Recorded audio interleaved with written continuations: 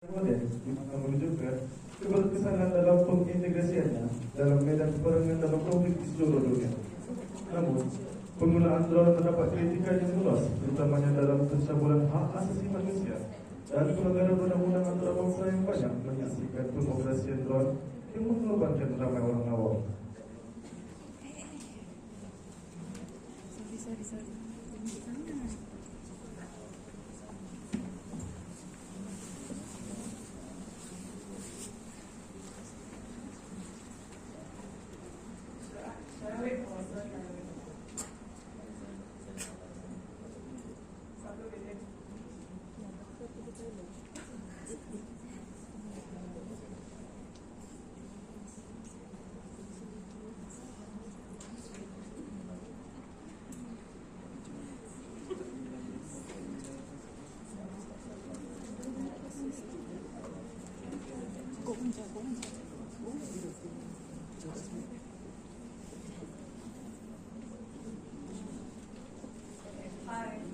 Hello, my class.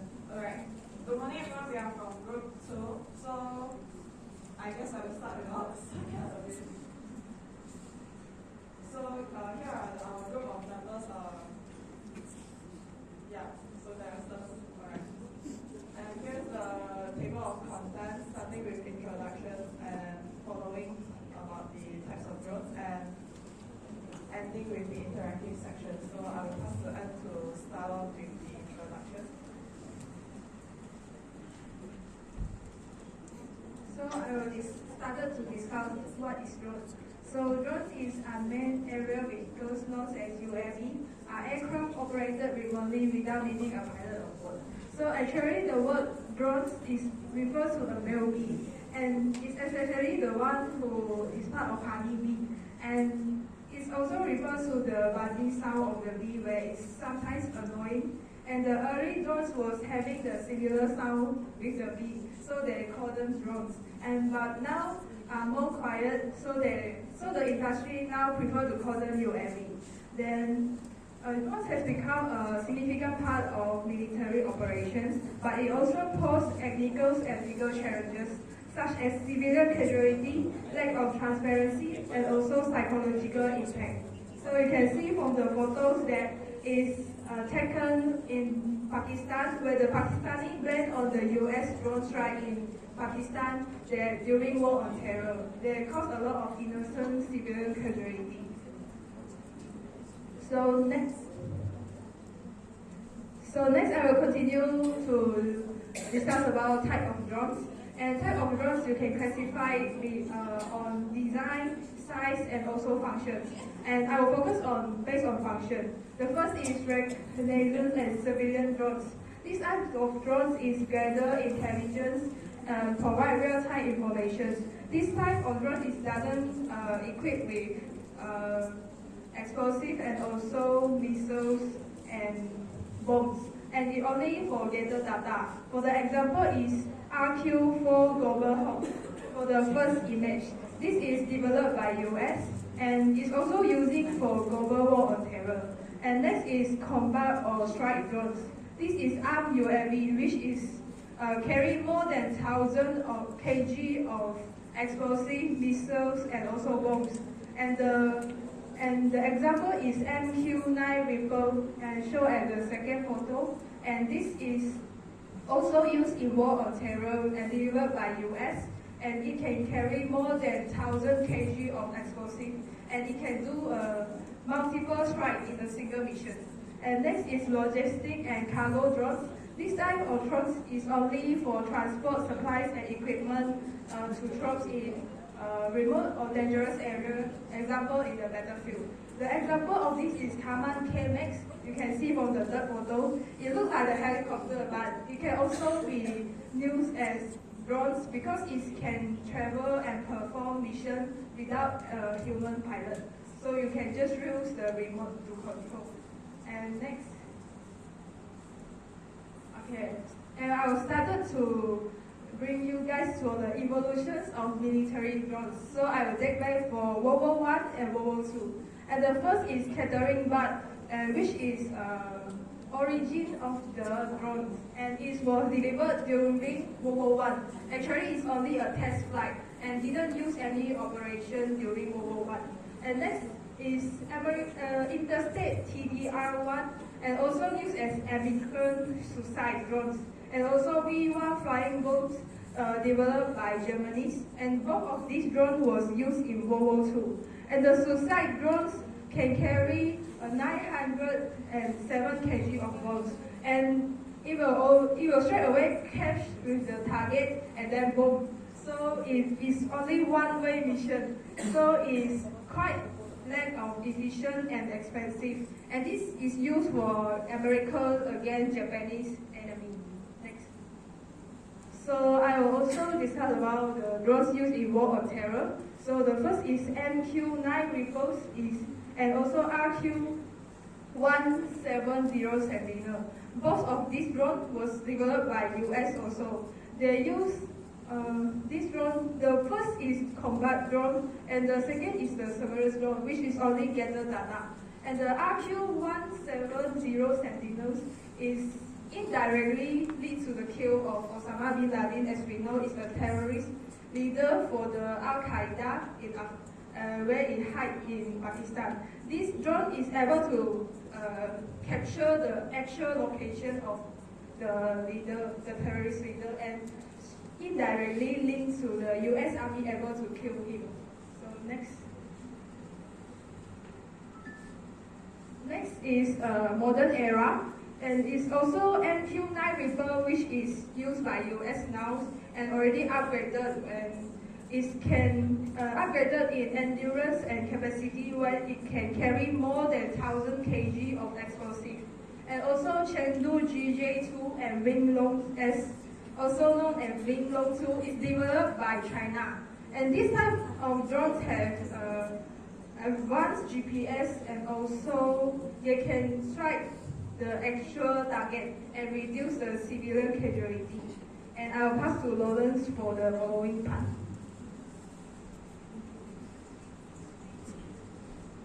Alright, so after knowing all the types of drones that we have, here we are at why are we using drones for the military operations. So first of all, we need to know what are the advantages of using drones in military operations. So from the illustration here we can see that there are no military personnel involved in the operations.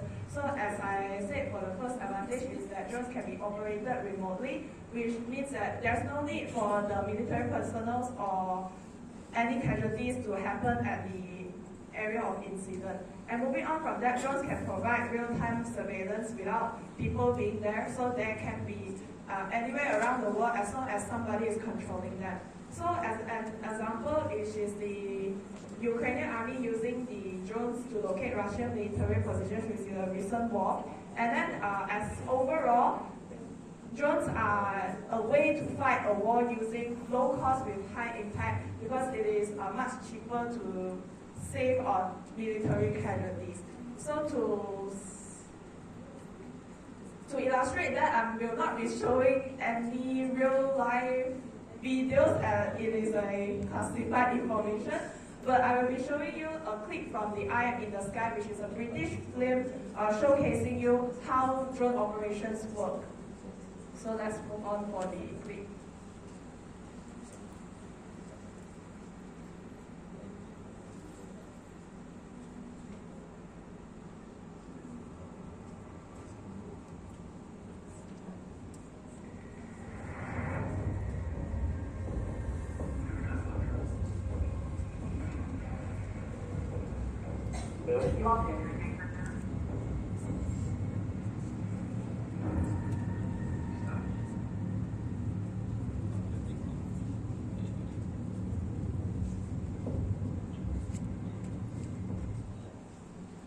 Alright, so the operation of this eye in the that is doing in this film, this eye in the sky, is actually the Britain military that want to target a terrorist far in Kenya. So as you can see that they are all in a control center and everything is just controlled and communicated throughout our phone. There's no need for the military personnel to be at Kenya. So we can see from this film that that's how they operate for drone warfare. Drone warfare. So moving on from that, alright. Here are some examples of successful drone operations. So there are three cases that I would like to highlight here. The first of all is how Osama bin Laden died. So we know that he died, but how? He actually died to Operation Neptune Spear, not directly to drones, but drones are a big part of it. So the operation was carried out by US Navy SEALs. And moving on to the second case is how Abu Bakr al-Baghdadi died. He is the leader of ISIS, and he died to a US operation also, but it's not also directly to the drones operation, but he actually detonated a suicide vest after he was found by the drones of the US Special Forces. And this is the third case that I would like to mention here, which is the second Nagorno-Karabakh War. So Nagorno-Karabakh War is a war between Armenian and Azerbaijan. Yeah. So all this while the war has been winning by Armenians, but in recent war, which is the second Nagorno-Karabakh War, Azerbaijan won because they started to use drones to detect the locations of the Armenians. Alright, so moving on from all the advantages, we are here at human rights concerns. Here I included a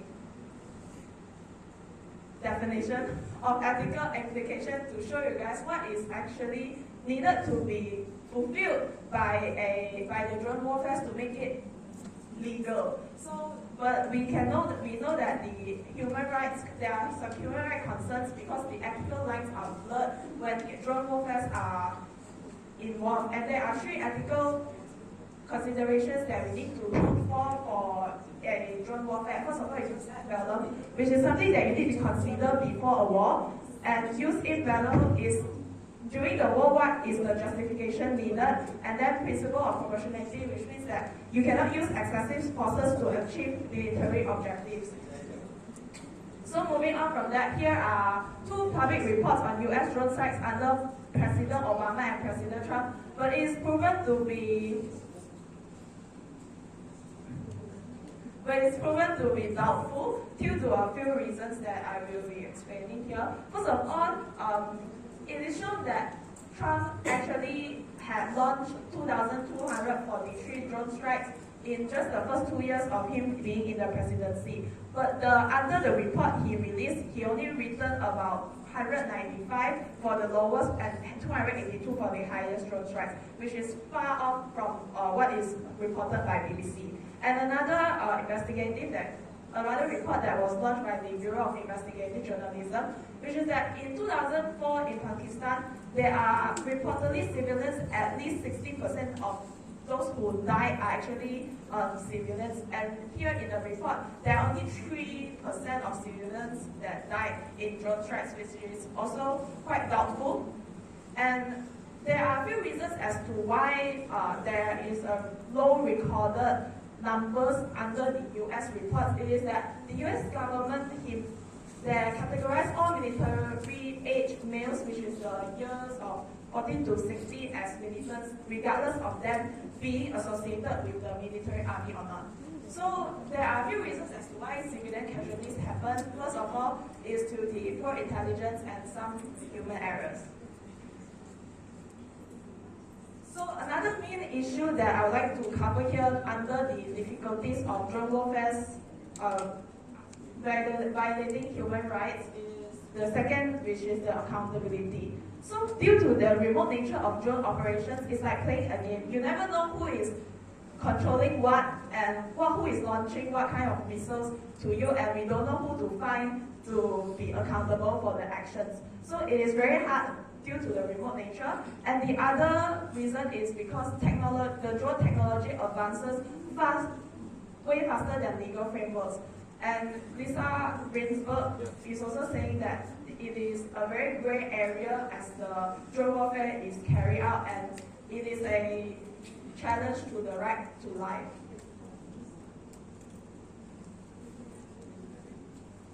Alright, so here's an example, is the Zaporizhzhia city in Ukraine, which is a highly populated city in Ukraine, and a recent case of a Russian drone strike hitting the residential apartment complex, which kills 4 civilians. So it shows that if a drone strike is targeted at a populated area, it is inevitable that civilians will die today. So after knowing all the human rights concerns, we are here at legal framework that we need to strengthen to avoid any kind of drone warfare difficulties. And first of all, we will start with FAA, which is the Federal Aviation Administration. This is the first ever legal framework launched by an international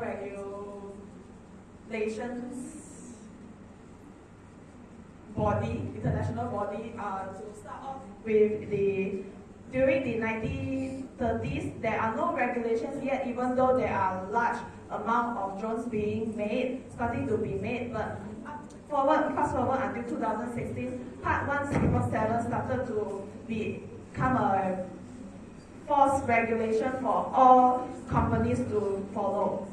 And moving on from that, we have Article 24 from the United Nations Charter, which says that all drones, all areas of a country cannot be launched by any unconsented military operations. And there are only 2 ways for drones to happen in another country. First of all is through the self-defense, where a country is concerned with some other attacks from other countries, so they consent with the attacks for self-defense, or they give consent to another country for launching attacks on their land. And moving on from that, which is the most important legal framework, which is the international humanitarian law, where there are 3 principles that they need to follow and should be followed by all legal frameworks. First of all is distinction, where the military personnel must be differentiated between military objectives and normal civilians. And the second is proportionality, where I mentioned before that you cannot use excessive military power to attack a city or a military objective. And the third is precautions. So all kinds of measures must be taken to direct your target at a certain area. So through doing all that, we can regulate means and methods of warfare, as drones are one of them, and we can find accountability and transparency in doing legal framework. That's all from me.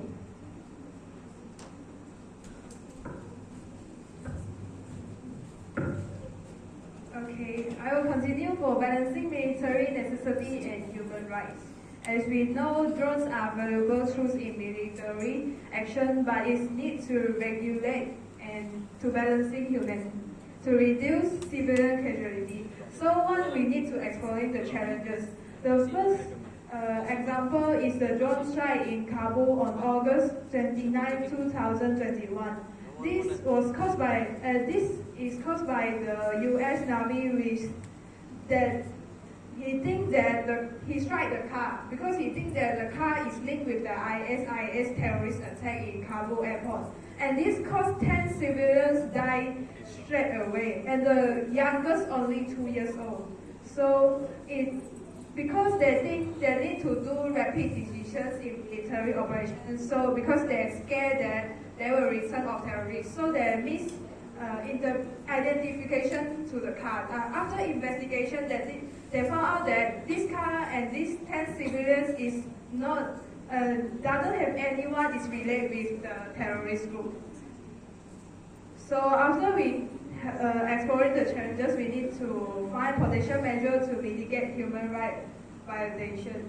So the first, we need to trigger regulation. So military needs to ensure that the military standard to following, such as Geneva Convention 4, is Geneva relative to the protections of civilian person in time of war, which emphasize to prioritize the civilians' safety first. And also we need to international cooperations for mitigate this human rights violation, such as doing sanctions or warning. and also need to enhance technology in drones. You can using drones, but you need to reduce civilian casualty, so you need to enhance your technology. So the technology can be precision guided mutation and also cooperate with AI, which you can get the positive identification to reduce missed target. You need to know what is your very target. Okay, next. And in conclusion, varying military necessity is challenging, but it's a vital task. So we need to ensure that military objectives are achieved without compromising the fundamental rights of individuals, such as the right to life. Okay, I will pass to Zoe for interactive section.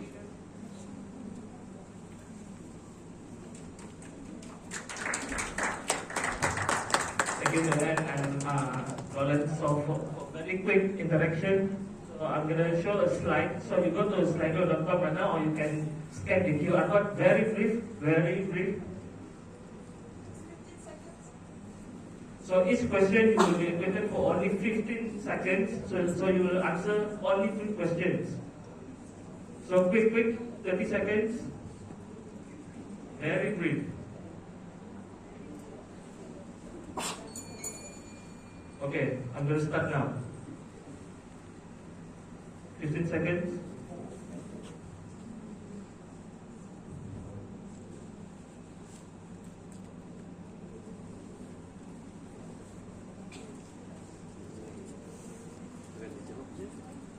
Because there were not a lot of you paying attention right now. A lot of you were playing your phone, so yeah. So next question, very easy one.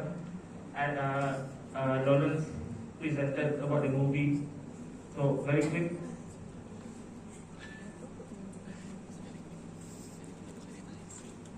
A lot of you get the right answer. For the next last question, the case study presented by the speaker, which city?